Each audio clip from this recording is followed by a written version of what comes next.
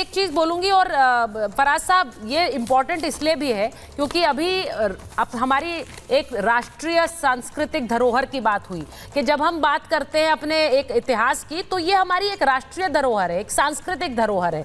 जब हम उन मंदिरों की भी बात करते हैं उसमें जब आपसे बात होती है आप हमेशा, मैं बार बार कहती हूँ, आप रामचरितमानस के बारे में खुलकर बोलते हैं, उसका जिक्र भी करते हैं, उसके दोहे भी पढ़ते हैं। लेकिन यहाँ पर जब योगी आदित्यनाथ ने आज सदन में कहा कि जय श्री राम का नारा सांप्रदायिक क्यों बना दिया गया है, मैं इसलिए कह रही हूं क्योंकि संभल में भी जय श्री राम का नारा गूंजा था। जय श्री राम का नारा क्या आपके लिए, आपकी पार्टी के लिए सांप्रदायिक नारा है?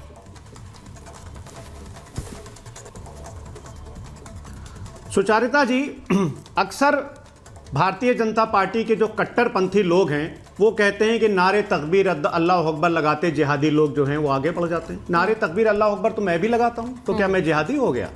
देखिए क्या है कि भारतीय जनता पार्टी नारों को भी सांप्रदायिक किए दे रही है। ये अभी आप इस बात को साबित कर रही है। कौन कह रहा है जय श्री राम? मैं भी बोल दूंगा जय श्री राम, उसमें क्या प्रॉब्लम है? लेकिन प्रॉब्लम यह है कि भारतीय जनता पार्टी और उसकी जो एक्सट्रीम राइट विंग वाली जो विचारधारा है उसने रंग को भी सांप्रदायिक किया, इसने खाने को भी सांप्रदायिक किया।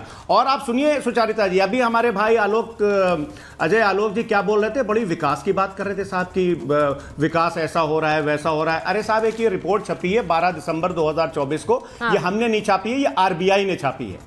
इस रिपोर्ट के हिसाब से सुचारिता जी, देश के 95% लोग ये समझते हैं कि पिछले एक साल से अब महंगाई जबरदस्त बढ़ रही है। इसी रिपोर्ट के हिसाब से 88.6% लोग ये बोलते हैं कि जो स्पेंडिंग है एसेंशियल आइटम्स में उसमें जबरदस्त तरीके का इजाफा हो चुका है।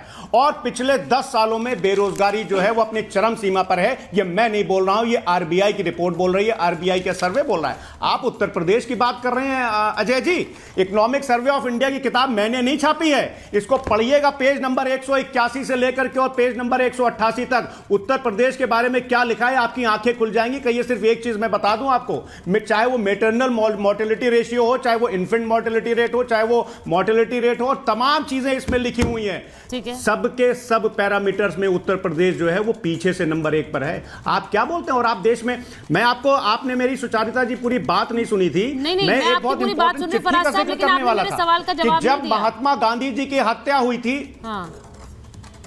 मैंने बिल्कुल दिया आपके सवाल का जवाब, मैंने बिल्कुल आपके भी सवाल का जवाब दिया और अजय आलोक जी के सवाल का भी जवाब दिया। मैं यही तो पूछ रही हूँ, इसको खुलकर बोल सकते हैं। अरे मैंने तो खुद जय श्री राम बोला, अरे मैं खुद जय श्री राम बोला। कैसी बात कर रही हैं आप, कैसी बात कर रही हैं आप? ये तो भारतीय जनता पार्टी करती है ना कि नारों को भी सांप्रदायिक कर रही है। प्रॉब्लम यही है। हाँ। प्रॉब्लम यह है सुचारिता जी कि सरदार पटेल जी ने, मैं फिर से बोल रहा हूं कि सरदार पटेल जी ने जब महात्मा गांधी जी की हत्या हुई थी तो गोलवलकर साहब को एक चिट्ठी लिख करके यह कहा था कि आपने देश में ऐसा माहौल बनाया जिसकी वजह से महात्मा गांधी जी की हत्या हुई। आज देश में भारतीय जनता पार्टी वही माहौल बना रही है। एक बार जरा सुनिए, उन्होंने एक बड़ी खबर आपको बता रही हूं कि योगी आदित्यनाथ ने सदन में क्या कहा है, जरा चला दीजिए वो ब्रेकिंग।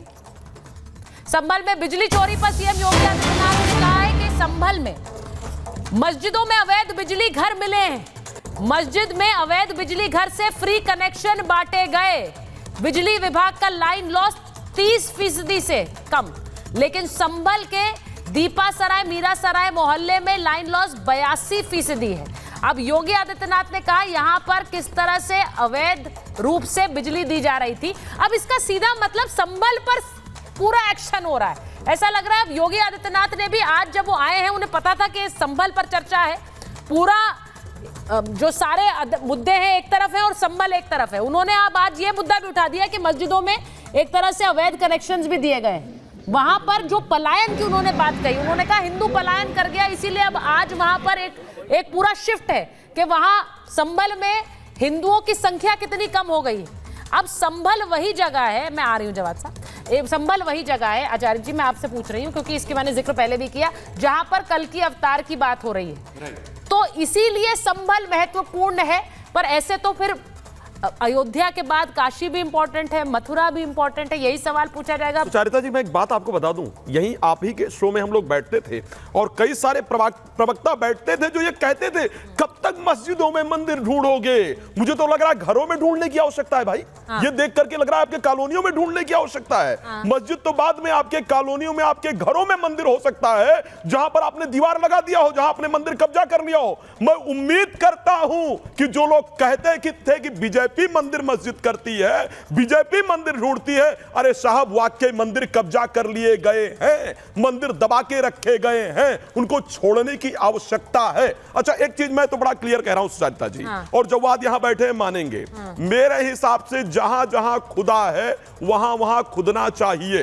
100 मिले ले लो, शिव मिले हमें दे दो। बड़ा क्लियर कह रहा हूं, 100 मिले ले लो, शिव मिले दे दो, बात खत्म करते हैं, कोई झगड़ा ही नहीं है। एक और चीज सुचारिता जी, अब सुन लीजिए, बिजली चोरी पकड़ी गई है सुचारिता जी, बिजली चोरी पकड़ी गई है। जैसे ही उस पर कार्रवाई होगी, बस माइनॉरिटी पर किया जा रहा है, माइनॉरिटी को परेशान किया जा रहा है, छाती जल्दी से, मेरे पास समय नहीं कह रहा हूं कि 2002 का भी इतिहास लोगों को पढ़ना चाहिए। इतना काला लिखा हुआ है, इतनी काला कोद गया है पूरे देश के ऊपर, वो भी लोगों को पढ़ना चाहिए, वो भी देश को पढ़ना चाहिए। इसने देश के ऊपर काला कोद दी नहीं पढ़ना चाहिए। ये जो बात हो रही है, एक मिनट नहीं, मेरे पास समय नहीं है, मेरे पास समय नहीं है। इतिहास तो फिर बहुत सारे खंगाले जाएंगे। आप बार बार 2002 के इतिहास की बात करते हैं, लेकिन मंदिरों के इतिहास के बारे में आप चैप्टर क्लोज कर लेते हैं। इसके बारे में सोचिए, उन मंदिरों का इतिहास क्यों क्लोज हो, फिर वो चैप्टर क्यों ना खुले। नहीं, मेरे पास समय नहीं है अभी। बहुत बहुत धन्यवाद आप सबका। महाभारत में मेरे पास समय इतना ही था, समय इतना ही।